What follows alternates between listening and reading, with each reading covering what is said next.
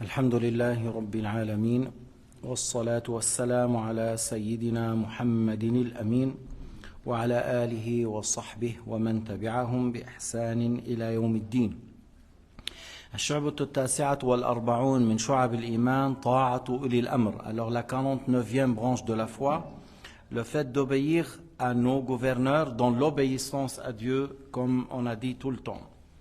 Et le gouverneur, c'est-à-dire le calife, le sultan, le roi, celui qui est désigné par le calife, nous, on le conseille, lillahi ta'ala, s'il nous ordonne du bien, on obéit à lui, s'il nous ordonne le haram, on obéit à personne dans la désobéissance à Dieu. إذن الحاكم من كان خليفة سلطان ملك والي أمير نطيعه ما دام أطاع الله وما دام يأمرنا بما يرضي الله فإن أمرنا بالمعصية فلا يجوز أن نطيعه إذا أمرنا بالحرام لا يجوز أن نطيعه لما؟ لأنه لا طاعة لمخلوق في معصية الخالق. عن تميم الداري قال رسول الله صلى الله عليه وسلم الدين النصيحة قلنا لمن يا رسول الله قال لله ولكتابه ولنبيه ولأئمة المسلمين وعامتهم. Alors Tamim ibn Aus a rapporté que Sayyidina Muhammad alayhi salatu wassalam a dit la religion est le conseil, c'est-à-dire on va expliquer ce qui est voulu ici par le conseil. On a dit pour qui au messager de Dieu? Il a dit le fait de faire les choses sincèrement, le fait de faire de ton mieux. Il a dit vis-à-vis de Dieu, vis-à-vis de son livre, vis-à-vis de son prophète, vis-à-vis des imams des musulmans. Les imams ici, ce n'est pas celui qui dirige la prière, les imams, c'est-à-dire le gouverneur, et pour la masse de la communauté musulmane. بإيجاز النصيحة لله أن تؤدي الواجبات واجتنب المحرمات. Lorsqu'on dit ici النصيحة, c'est-à-dire que ça veut dire النصيحة vis-à-vis de Dieu, c'est le fait de mettre en pratique ce qu'Allah t'a ordonné, le fait de délaisser ce qu'Allah Ta'ala a interdit, le fait que tu ramènes les gens à l'obéissance de Dieu Azza wa Jal. النصيحة لله أن تحبب عباد الله بالله, le fait de dire aux gens craignez Dieu, obéissez à Dieu, venez pour obéir à Dieu. Parmi les meilleures créatures sont ceux qui ramènent les gens de la désobéissance à l'obéissance, de la mécréance à la foi. C'est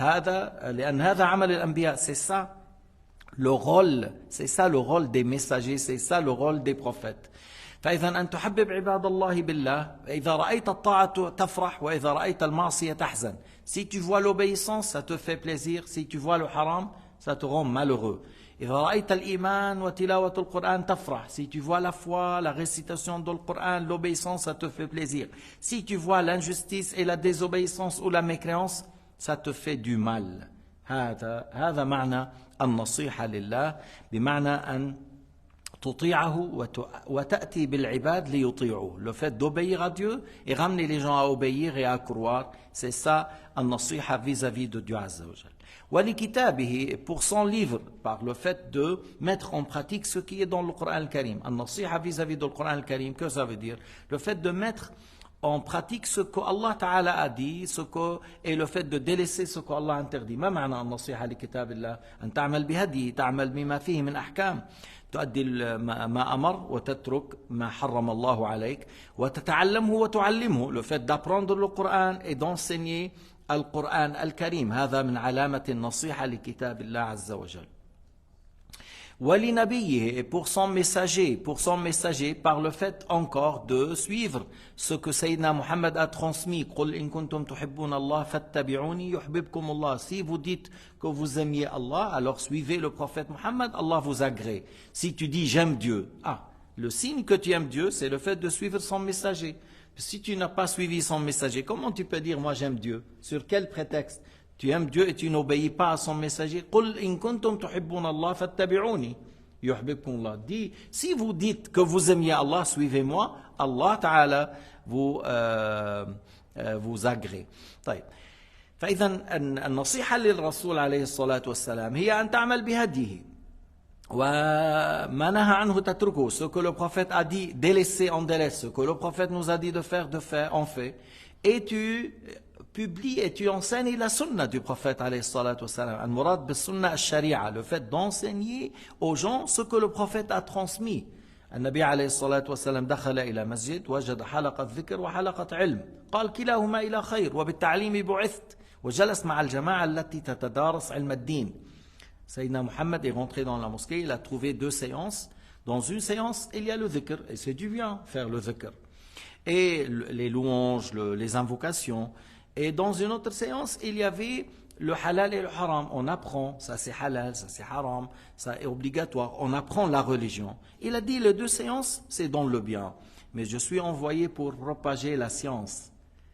Pour propager la science, et il s'est mis avec le groupe qui enseigne le halal et le haram, ce qui est obligatoire, ce qui est interdit. Et avant tout, il faut avoir la maîtrise dans la croyance, parce que prière, jeûne, zakat, sans l'aqidah, c'est pas valable. Il y a des gens qui pensent qu'il est en train d'adorer Dieu, et en réalité, il est en train d'adorer un corps.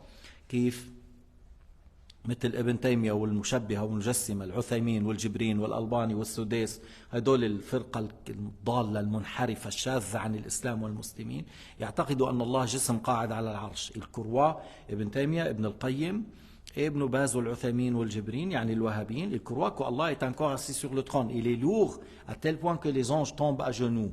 Et ils croient qu'Allah Ta'ala met les pieds sur le kursi, et ils l'ont dit ça dans le tafsir al-Muyassar. هذا كفر مبين, ça c'est de la mécréance. قال الفقهاء البيهقي نقل ذلك, الشافعي نقل ذلك, Abu Hanifa, celui qui croit que Dieu est encore assis sur le trône, il n'est pas musulman. Et celui-là qui est en train d'adorer une image, il n'a pas adoré Allah, il a adoré l'image. Et Allah Ta'ala a dit dans le Coran Karim, وَخَلَقَ كُلَّ شَيْءٍ. Toi tu es en train d'adorer une image, et les corps sont créés, le trône est créé, Allah Ta'ala n'est pas encore لَيْسَ كَمِثْلِهِ شَيْءٍ وَهُوَ السَّمِيعُ الْبَصِيرُ. وَلِأَئِمَّةِ الْمُسْلِمِينَ. Alors là, on a notre sujet, أئمة المسلمين, c'est le fait que tu conseilles pour les gouverneurs. Yani, tu dis aux gens, on est avec le gouverneur tant qu'il est avec Dieu. On est avec lui tant qu'il nous ordonne le bien. On est avec lui tant qu'il remplit ses devoirs et il fait ses responsabilités. Une fois que le gouverneur, et il veut tout faire à l'encontre de l'islam, et il veut trahir les principes que Sayyidina Muhammad a enseignés, on n'est pas avec lui.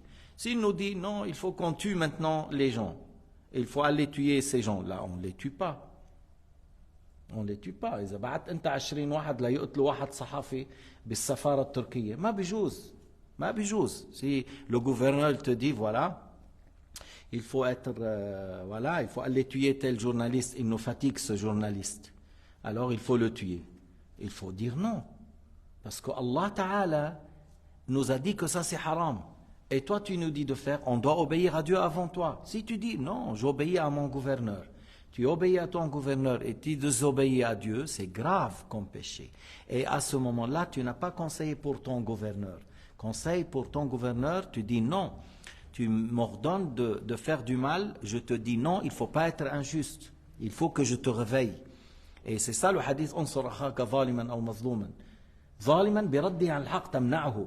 Si ton frère il t'ordonne, voilà, on va brûler la maison d'un tel, tu lui dis non. Pourquoi on va brûler la maison d'un tel? Il faut dire non. Pourquoi on va faire une injustice? Non. C'est comme ça dans l'islam. Tu dis, mais c'est mon frère, même si c'est ton père, même si c'est ton père. Si ton père il te dit, mais ma mère pas ma mère, et telle personne m'a fatigué, on vient pour le tuer. Mon père m'a ordonné. Ton père t'a ordonné de tuer telle personne parce qu'il l'a fatigué, tu n'obéis pas à lui. Tu dis non, ça ne va pas ça dans l'islam. Allah Ta'ala interdit de tuer injustement. Alors pour les gouverneurs, il faut obéir tant qu'ils sont dans l'obéissance. Dans le bien, on obéit. Dans le haram, non. Dans le haram, non. Et dans ce cas-là, on va envoyer des gens sages qui arrivent à leur parler. Parce que des fois, si tu n'envoies pas des gens sages, ils les tuent. Alors tu dois envoyer des gens sages, qui savent parler, qui choisissent les paroles. C'est pour cela, des fois, on dit Allahumma rzuqhum al-bitana as-saliha. Allah Ta'ala fait que nos gouverneurs soient entourés par des bons conseillers, par des gens qui conseillent bien, que le gouverneur, il l'aime. Et l'autre, il lui dit, tu connais, moi je suis avec toi tout le temps. Je te dis, il ne faut pas qu'on fasse ça. Il ne faut pas qu'on bloque sur les gens et on fait que les marchandises deviennent trop chères. Il faut pas. Alors, il faut avoir des bons conseillers autour de ces gouverneurs pour qu'ils seront toujours dans le bien. Bil-akhir wa ammatihim, c'est-à-dire l'ensemble de la communauté musulmane. Tu trouves quelqu'un ignorant, tu l'enseignes. Tu trouves quelqu'un perdu, tu le ramènes dans la bonne voie. Tu trouves quelqu'un dans la pauvreté, tu l'aides. Tu trouves quelqu'un, il te dit, écoute, moi je viens de rentrer en Suisse, qu'est-ce que tu me conseilles de travailler? Tu lui orientes, tu lui dis, ici en Suisse ça ne marche pas, il faut avoir un diplôme, il faut avoir soit un bac ou un CFC, mais ici en Suisse, non. Alors tu le conseilles, même si c'est contre ton intérêt. Par exemple, lui, il veut travailler le même métier que toi, et à côté de toi, et ça rapporte beaucoup. Tu lui dis, oui, fais-le. Même si ça va diminuer chez toi, parce que tu lui dis, oui, ce métier, vendre les glaces en Suisse, ça rapporte beaucoup.